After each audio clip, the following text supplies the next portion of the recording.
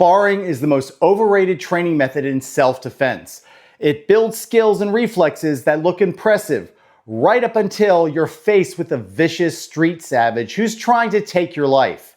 In fact, when it comes to surviving real violence, sparring doesn't just fail, it sucks, and it can get you killed.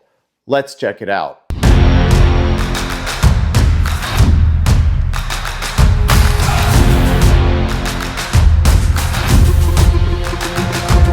Most people confuse sparring with real fighting, and that's the problem. Sparring is not real fighting. I repeat, sparring is not real fighting. It's cooperative and it's built on a mutual understanding of rules and safety. Real violence is none of that. In the streets, there are no referees, no rest periods, and no weight classes. There's only chaos, fear, and an explosion of violence designed to cripple or kill you.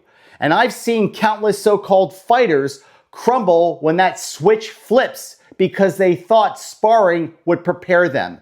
And that's why sparring, no matter if it's boxing, MMA, or martial arts, it can actually hurt you when it comes to real-world combat. But here's the good news. By the end of this video, you're gonna know exactly how to fix that. You'll know how to change your sparring so it actually improves your chances of street survival. Every repetition you perform rewires you, and sparring is no exception. The body doesn't understand context. It only understands patterns. In sparring, those patterns are built around predictable movements, cooperation, and safety. You learn to move when the bell rings, to fight when your partner fights, to stop when a referee says stop. You begin to wait for permission to act. That conditioning quietly teaches hesitation, the deadliest reflex you can have when somebody's trying to tear you apart. Over time, a fighter becomes excellent at prolonging a fight.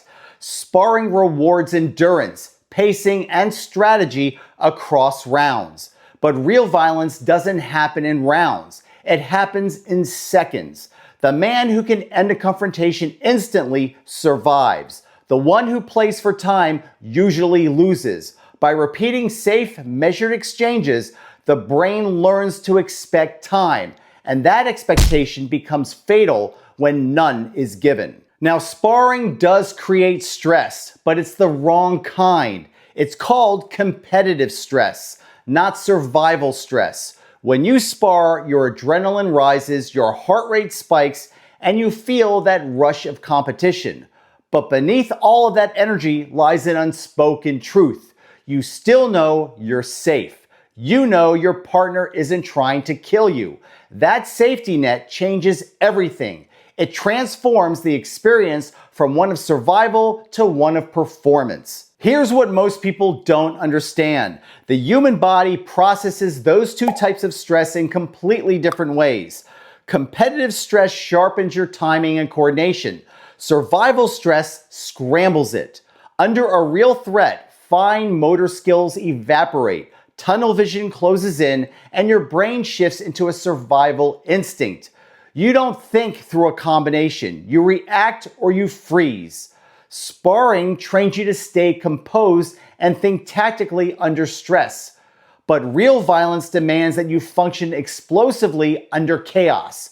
One builds composure, the other demands ferocity. And this is why so many trained fighters fall apart when faced with raw aggression and violence. Their body recognizes the fear but doesn't know what to do with it. They're used to adrenaline in controlled doses, not the tidal wave that hits them when they realize there's no referee, no break, and no safety gear. That's the difference between a fight you can lose honorably and a situation where losing means death. Sparring teaches you to control fear within boundaries. Real survival means controlling fear without them. Until you've trained your nervous system to operate in that kind of chaos through realistic, adrenalized scenario work, you're only practicing comfort under fire, not command under chaos. From the ancient Colosseum, where gladiators lived and died, to the storm-torn seas where iron met flesh upon shattered decks, to the battlefield where wrath carved kingdoms in blood, bone, and steel. We follow the War Machine. War Machine Chronicles celebrates the warrior archetype, the ethos society seeks to suppress, to soften, to erase. From the age of iron and blood, where warriors roared defiance in the face of death, to all men who still feel the war drum beat beneath their skin, written for fighters, soldiers, and survivors. For those who still walk the edge, it is transformation, forged to harden the mind, discipline the body, and sharpen the will. War Machine Chronicles, not just a book, it's a sacred codex of wrath. Over 300 pages, more than 100 haunting illustrations, combat verse, and lethal philosophy forged by Sammy Franco. War Machine Chronicles, not just a story, but a weapon. It teaches, it tests, it transforms. War Machine Chronicles, available now on Amazon in hardcover, paperback, and Kindle.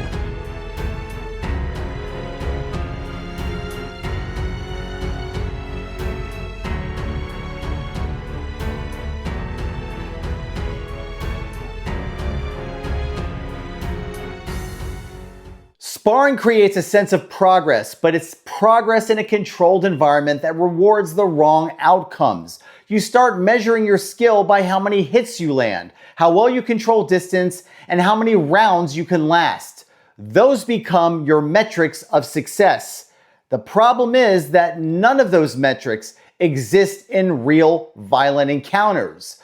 There are no points, no judges, and certainly no second rounds. There's only survival, and survival doesn't care about your style, your technique, or your form. This is where the false feedback loop begins. You perform well in sparring, your coach praises your composure, and your ego grows and grows and grows. And you begin to equate comfort with capability. But comfort is the enemy of realism.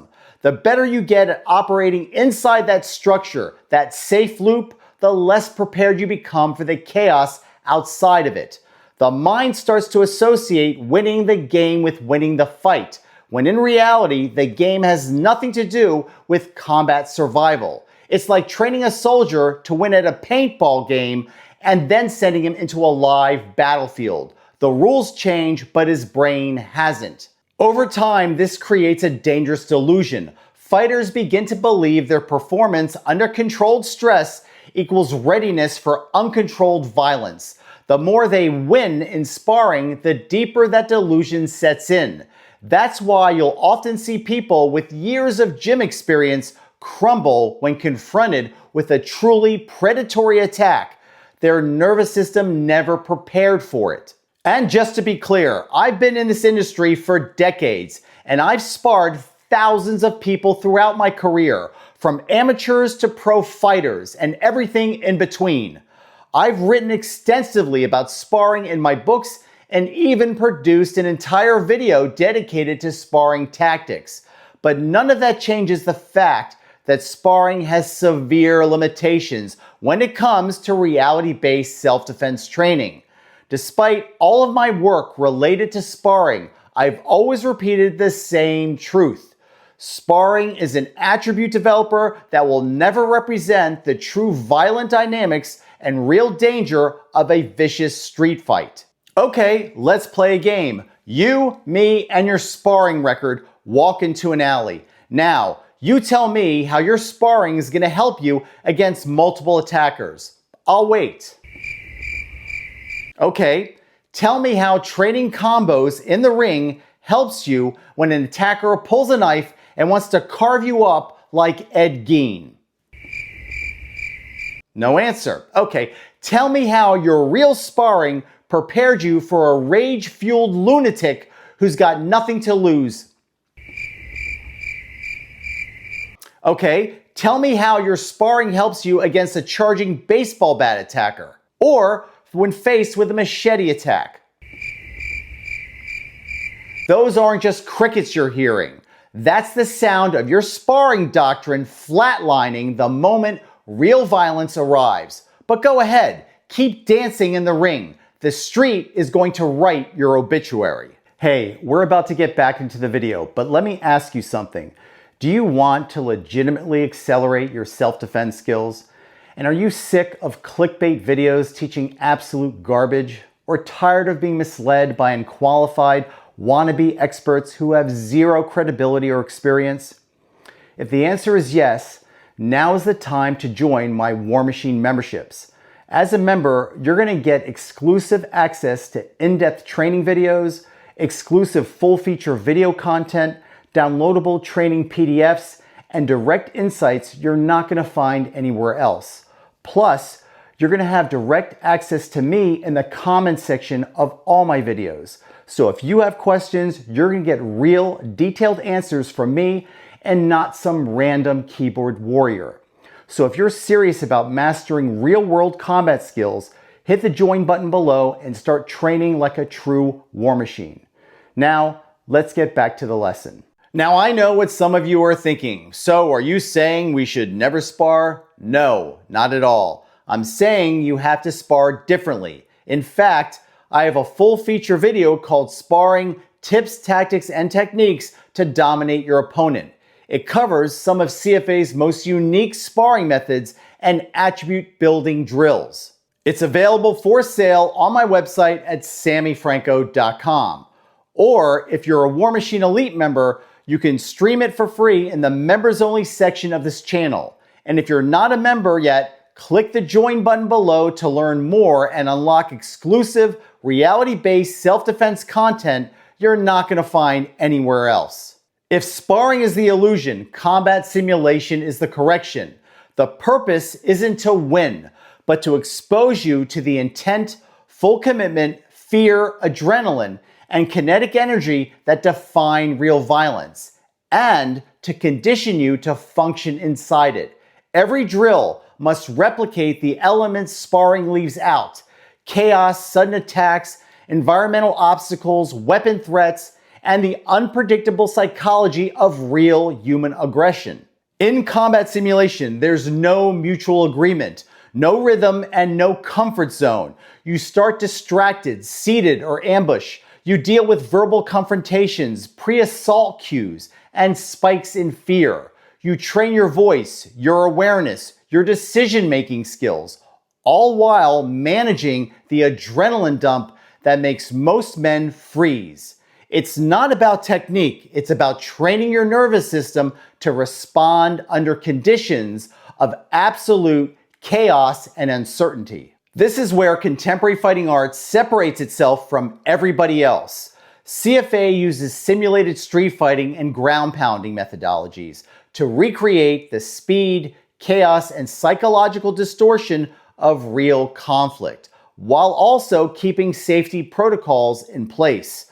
Students don't leave with trophies. They leave with bruised egos and survival patterns burned into their nervous system. And that's the point. The goal isn't to be better at sparring. It's to become difficult to injure or kill in the streets. Now, if you can't conduct full combat simulations like we do in CFA, here are a few ways to make your sparring more street relevant. Try handicap sparring. Put a marble in your shoe so you learn to move and strike while in pain. Or spar with only one hand or while holding an object, what we call the war baby drill, that helps develop adaptability under restriction. Or occasionally run multiple opponent sparring, forcing you to manage angles, awareness, and fatigue. Or try our hip fusing methodology that doesn't give you the luxury of using distance when fighting. These adjustments won't make sparring realistic, but they'll strip away its comfort and push you one step closer to understanding real-world violence. Sparring has its place, but it's a very limited one. It was never meant to be the cornerstone of RBSD training. While it can build certain attributes, it falls short when it comes to real-world combat preparation. If you want to be ready for true violence, including life and death situations, you have to move beyond sparring and into combat simulation. You need to experience the chaos, fear, adrenaline, intent, and consequence in controlled doses until they no longer control you. That's what we do in contemporary fighting arts. We train for the world as it is, not the world as we wish it were. Thanks for watching, and I'll see you guys at the next video.